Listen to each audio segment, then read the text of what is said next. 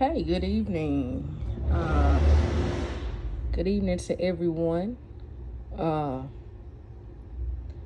we have wrapped up module 3, and also that video is here on my channel as well, okay? Um, so if you want to go back and review any of that material, that video is there. It will not be removed. It will not be removed, okay? So it's always at your fingertips, all right? My channel is also at your fingertips, okay? So right now we're going to cover module 4, power tools, all right?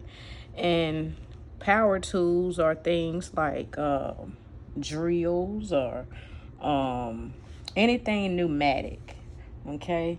Um, You guys have drills, angle grinders, and we have bench grinders.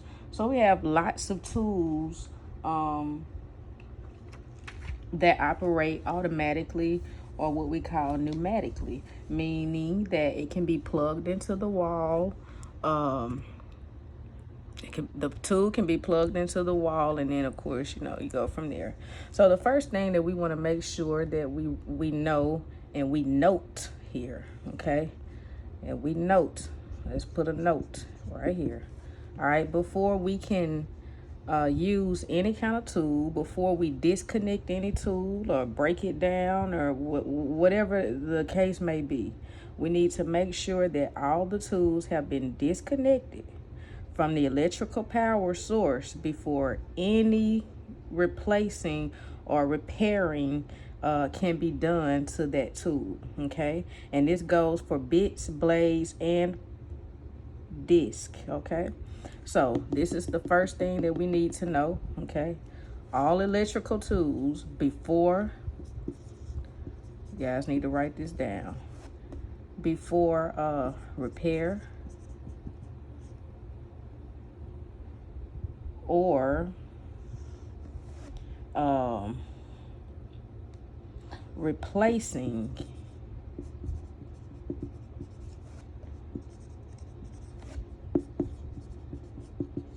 any parts on an electrical tool, make sure that that tool is disconnected from the power source, okay?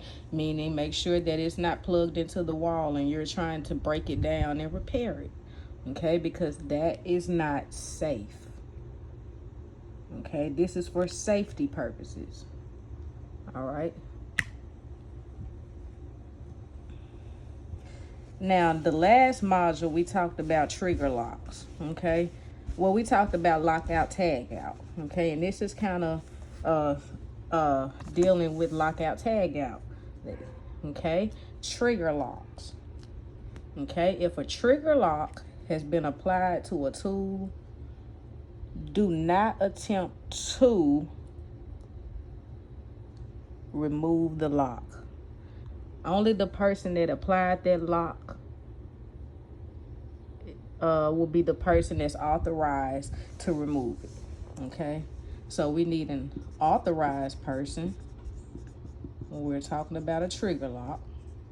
We need an authorized person, okay? And this is the person that can remove a trigger lock, okay? But we want to always remember that if a tool has a trigger lock on it, okay? If a tool has a trigger lock,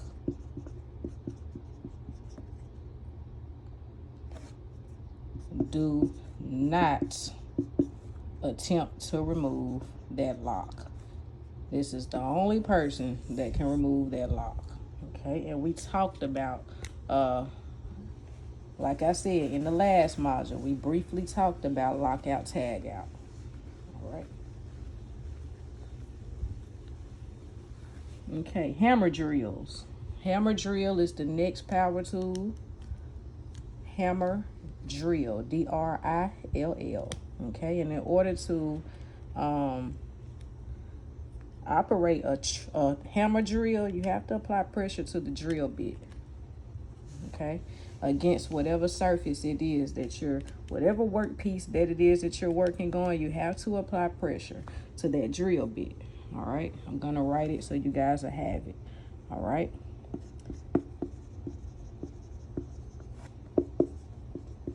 Hammer drill, that's the tool. And in order to operate it, apply pressure to the drill bit, okay? And you want to make sure that you apply it against a surface, okay?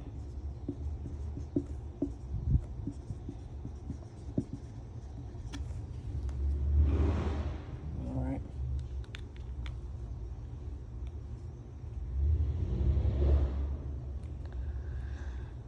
All right, so the next power tool that we will cover,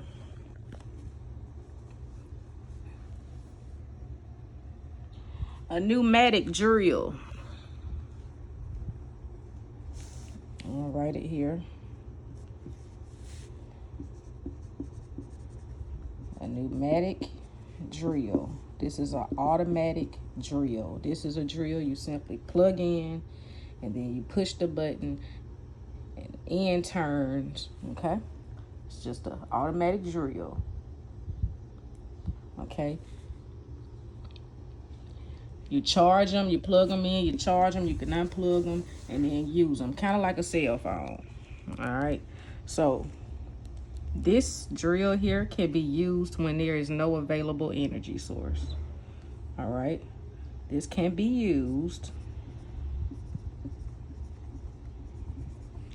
when there is no available power source or energy source, okay? Energy or power source, all right?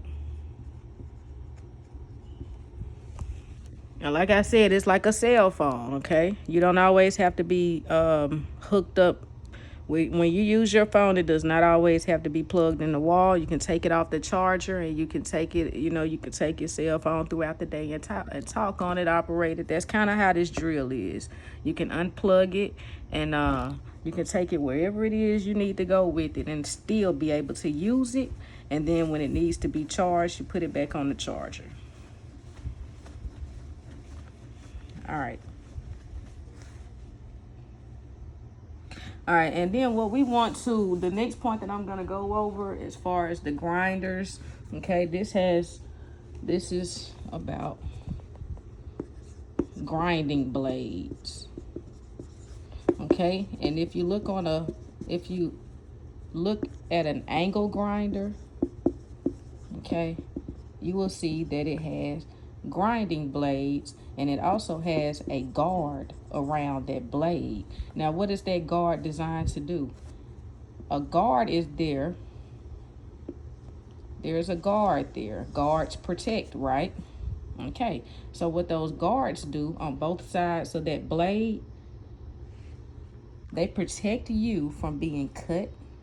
They protect you from being injured. Okay? And also, they protect you from accidentally touching the blade, okay? So the guard is there for protection, all right?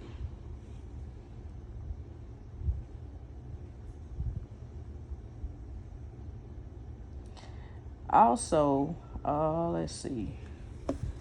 I think that's all. Yeah, that's all we need to cover for grinding blades. Circular saw blades. This is the next tool. Circular saw blades.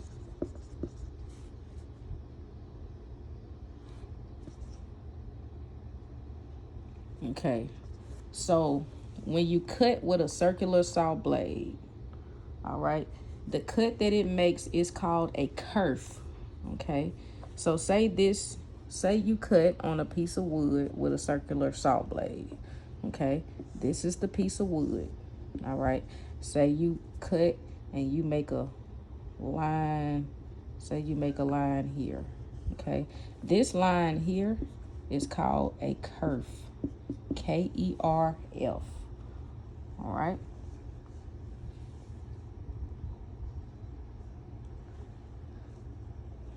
And it's usually about 1/8. This cut here, usually about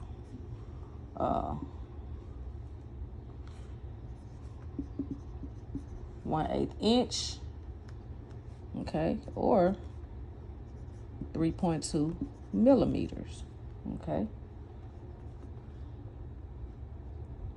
wide. All right, 1/8 inch or 3.2 millimeters wide. Okay, now what you would do is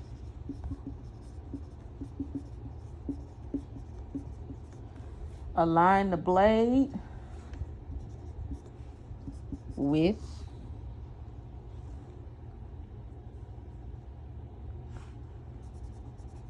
the waist side, which is the side closest to you. You would start with the side closest to you.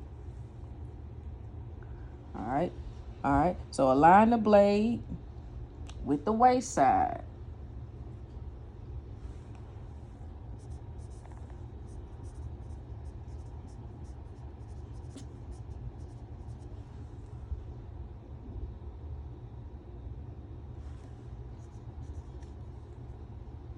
So you would align the blade with the waist side of the cutting line. Okay, the side closest to you, and you would cut. All right. And if you don't do it this way, your finished piece, it will most possibly come out short. Okay. There are certain ways and there are certain ways that we go about operating these tools. Okay, there's certain general rules that we must keep in mind, and that's what we're going over in core. Okay, so you may not know everything about every tool. All right, but definitely look in the book, go in the book, look at the figures, look at how these tools are made. Listen to what I'm saying about those tools, and look at those pictures. Okay, and try to get some kind of concept of or understanding as to what's a proper way to operate this tool. Okay, what are the do's and don'ts? All right, that's all this. That's the only thing that we're doing, making sure that everybody has the foundation to go into a workplace and be, have some kind of general knowledge to where they can go in and perform, and have some kind of background as to what's going on just in general across the industry. All right. Another name for saber saws are jig saws. Okay. Another name for saber saws are jig saws. Okay. And saber saws or jig saws, because remember they're one and the same. All right. They have fine blades. Okay. That means fine blades, no teeth in the blades, smooth blades, like so. Okay. Why do they have fine blades? Why is this? Because you use saber saws and jig saws so that you can do any kind of work that's where you have to cut irregular shapes, where you have to cut patterns, where you have to cut soft material, any kind of delicate work. Okay, so we can kind of think of this saw as one of the upper class saws. And again, write a few of the why these saws have fine blades. It's used for intricate work. Okay, it's for patterns. Okay, it's for irregular shapes. Okay, it's for soft materials, as I mentioned. Okay.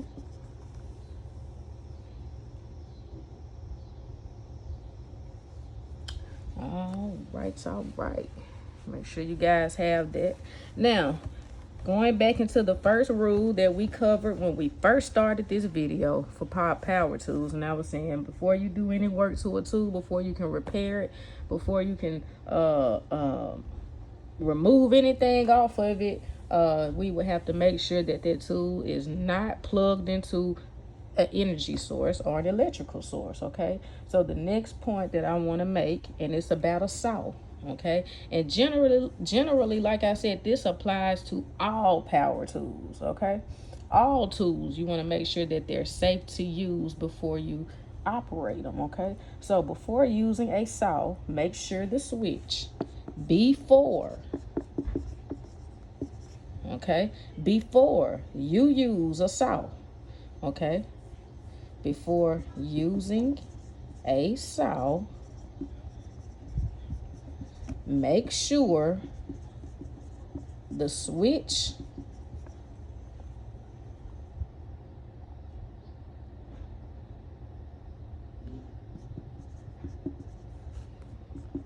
is in the off position.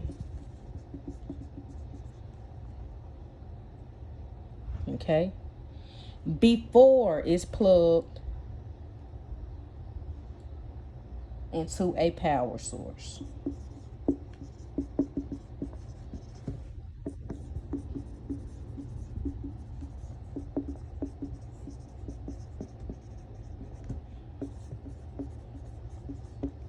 Okay, before you use a saw, any tool for that fact matter, not just a saw, but before using a saw, for the sake of this module, make sure the switch is in the off position before plugging it into the power source. Okay, and they're saying these things because obviously people have come in the past and they've done ain't no telling what, so they feel like, okay, some things are common sense, but what we thought was common sense has that's actually been tested.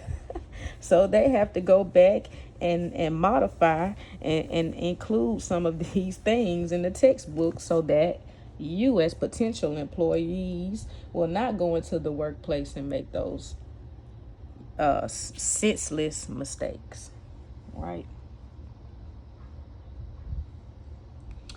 All right, the next saw, band saw. We have a band saw in the shop that I'm going to show you guys when we do the profile performance. Okay, we have a band saw. And if you have your book, take a look at one. We use the band saws to help cut pipe. Yeah, we use band saw to help cut the pipe. All right. So what you need to know about a band saw. It has one blade. First thing first, it runs in, that one blade runs in one direction. And also, the blade is thin.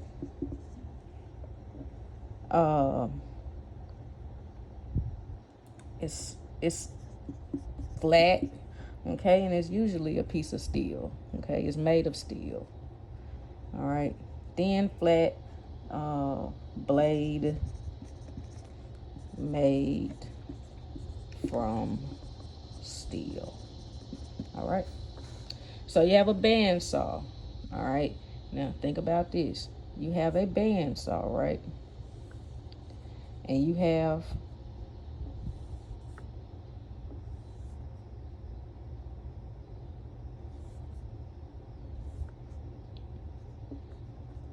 all right, I'm not the best drawer, okay? But all right, let's just say that this is kind of like a bandsaw, okay? All right, just to get the point across, this is the blade, okay? And it goes in one direction. All right, when you turn it on, it just goes and goes in one direction. All right, and you just take it and apply it to whatever it is you're cutting, and that blade just goes and goes and goes, and then you take it and you let it cut. You just hold it and you just kind of guide it, and it'll do the cutting for you. All right, but the blade runs in one direction and it's thin and it's flat and it's made of steel. Okay, remember, it has one power blade, just one. All right, yeah, I'll show you guys a bandsaw. We have one. That way, you guys will be able to get a better idea as to how it looks versus my drawings. But yeah, you guys will be able to hold it and see it and all of this stuff. All right, so the next point, the power miter saw. Okay, all right, you need to know that this saw combines two parts. All right, there are two parts that make up this saw. All right, you have a miter box, okay, and you have a circular saw that allows it to make. You have a circular saw that allows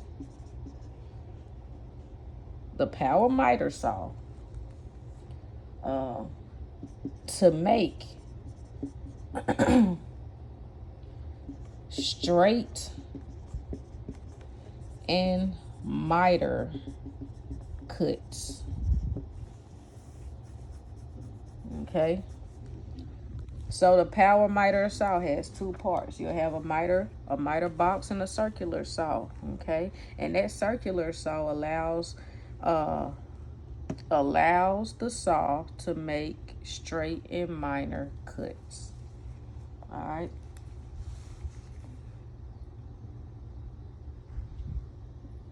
Make sure you guys have that.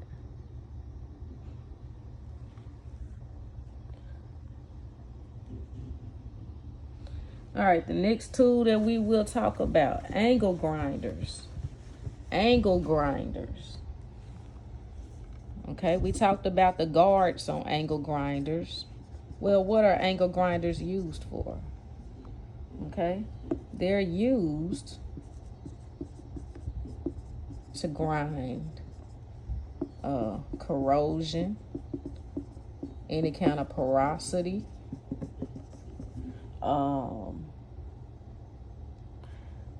let's see, you can use them to grind away heavy material, heavy surfaces, like we use them to grind metal.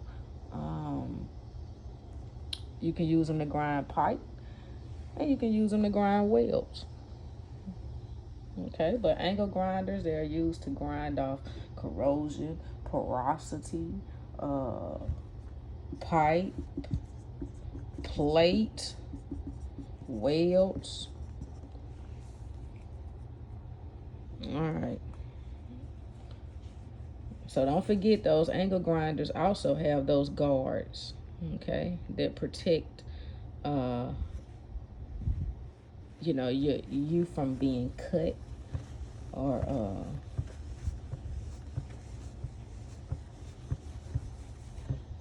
the material that we covered earlier about the guards, those guards, if you take a look at an angle grinder, if you see the pieces that are around the blade, those are the guards. And that's what the grinders are used for. Okay, corrosion, porosity, plates, pipe, any kind of heavy material, the angle grinders clean those surfaces. Okay.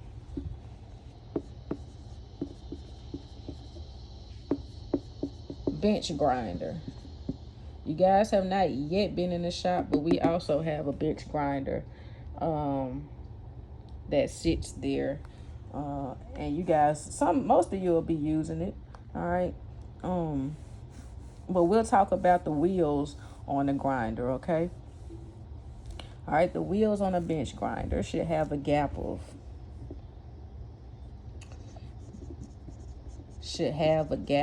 the wheels. Okay. All right, there are two wheels on both sides of a bench grinder. There's one over here, and then there's one over here. And both of those wheels go around and around and around and around. And it looks something like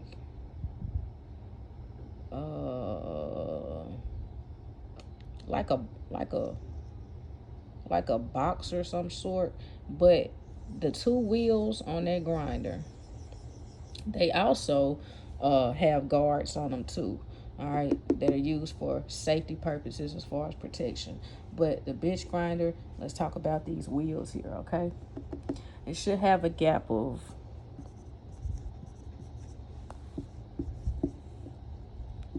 1/8 inch or 3 millimeters, as we said earlier.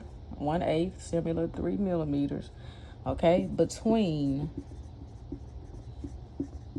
the tool rest and the wheel, okay? And then it should have a 1/4 inch or 6 millimeter gap between the wheel guard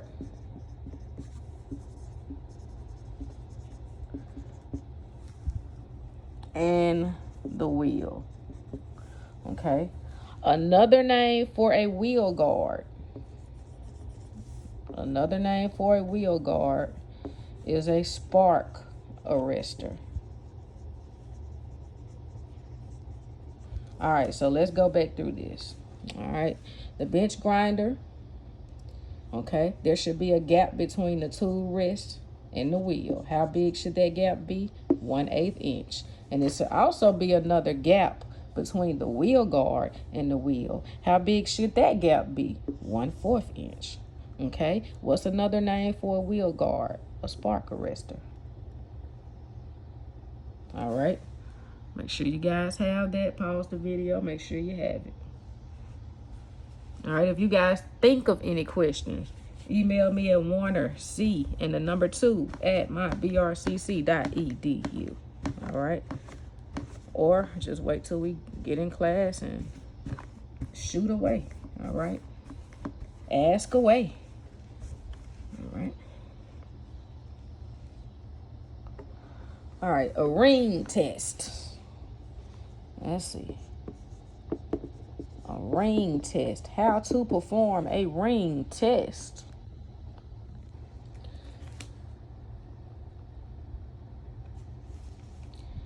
First thing first, you'll slide the wheel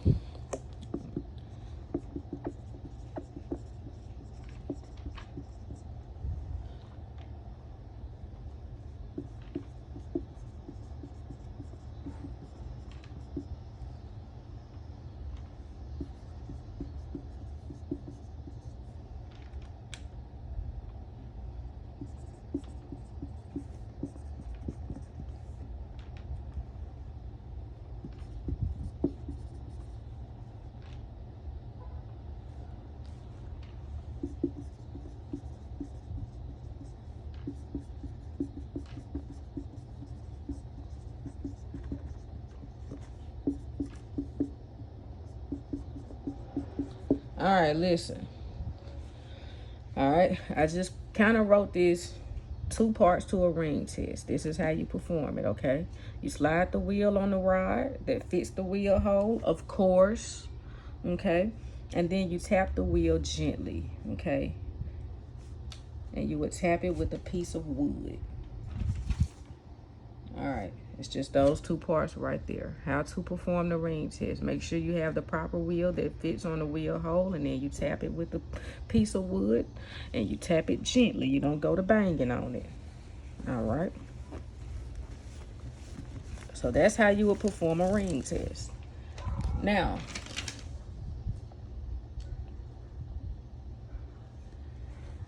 let's go back to the grinder. All right. So what I want you guys to know, because when a grinder, you don't have to write this down, what I'm saying. Everything that I'm writing, that's what you need to know, okay? But I just need you guys to know some general information too, all right? So when you work with a grinder and you have it on, it's a very, very powerful tool, okay? If you don't have steady hands, that grinder jump around and it'll jump around on you. All right, you have to have very, very steady hands, okay? So always remember, when you're using a grinder,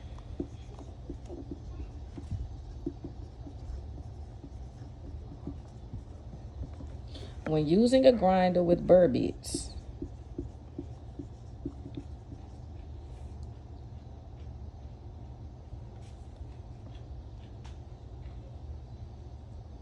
okay, you have to try to have those steady hands, okay, when you're using a grinder with burr bits, all right?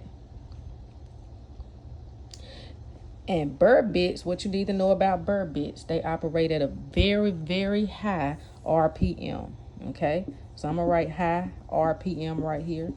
That's rate per minute, okay? Also, they can catch on burrs and they can cause the grinder to jump around, okay? These burr bits, okay, when they catch on burrs, when caught on burrs, it can cause grinder to jump around, okay? And that's what I stated initially, okay? You want to make sure that you have those steady hands. That grinder is very powerful, especially the ones with the burr bits. So make sure that you have those hands and also that patience. That patience as well, to operate, you know, this machinery and these tools. All right, so let's go to the next one. Yeah, let's go to the next one. A powder actuated tool. Oh, excuse me. Powder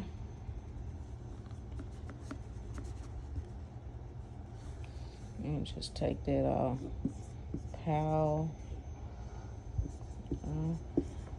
Actuated tool is what I'm saying. Power actuated tool.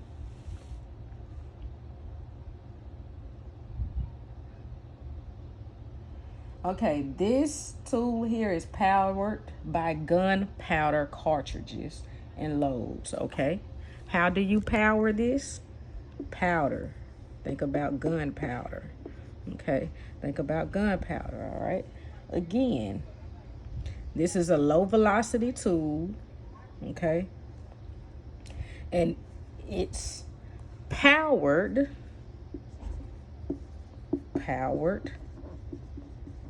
by gunpowder cartridges or loads. LOADS. Okay? Remember, low velocity tool.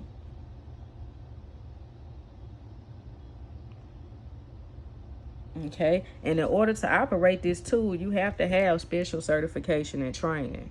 Okay? So I'm going to write that here. Okay? For a person to be authorized, that will make them an authorized person. Not a competent person, but authorized because they've had the training and the certification. So, must be authorized. Must have training and certification. All right. And that's not all now. Now, what this tool is used for is used to drive steel pins or threaded steel studs into masonry and steel. Okay? Let me write it out for you. Make sure you pause the video, okay, if you don't have this. But I'm going to go ahead and cover the next point because I'm going to 30 minutes or so. I don't want to make it too long. All right. Yeah, what is this tool used for? I said it's used to drive steel pins and threaded studs into masonry and steel. Okay. Masonry, that's bricks, mason building. Okay. All right, so why do we use powder actuated tools? To drive steel pins and threaded studs. Okay, it's a very, very, very hard material, and masonry is very, very tough. Steel is tough. Okay, and how do we powder? How do we power these tools? Powder actuated tools. Remember, think about the gun. They power it with gunpowder. Power it with gunpowder cartridges. And another word for that is loads. Loads.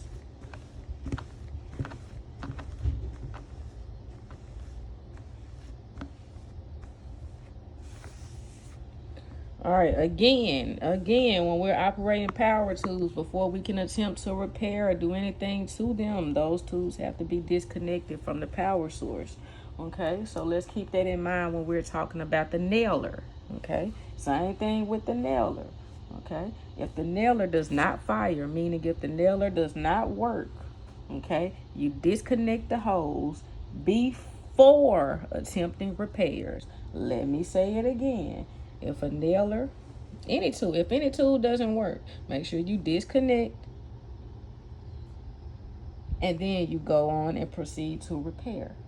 So I said a nailer. Okay, if it doesn't work, what do? If it's not firing, we disconnect the hose.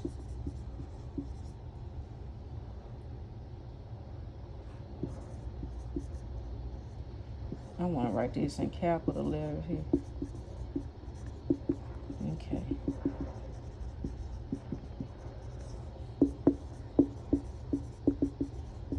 That's all I'm saying. Disconnect the hose before attempting any repairs.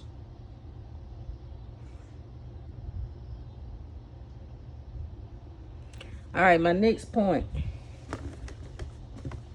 A pavement breaker. Pavement breakers. You guys see people on the side of the road doing work. I'm sure you guys have seen a pavement breaker.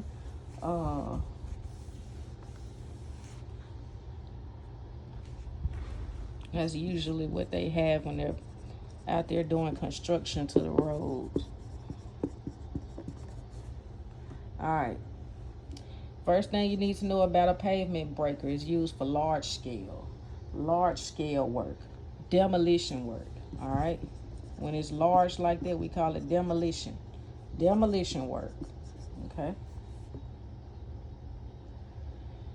And it's mainly used when it's breaking up, when you have to break up brick. Brick is hard.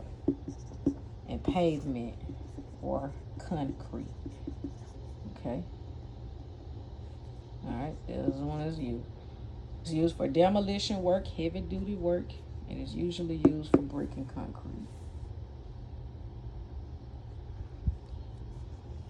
Concrete pavement, same thing. Well, at least to me it is. I mean, I'm not in construction, but all right, last thing that we have to cover is the Porter Power. Porter Power is what I'm saying. All right. Before you can use a Porter Power, make sure that the hose does not have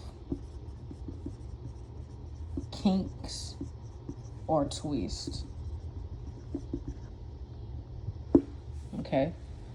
And also, if you the ones that are gonna be in the shop with me, you guys notice that some of the equipment may not work when the hoses have kinks in them or twists, because sometimes those kinks and twists do not allow the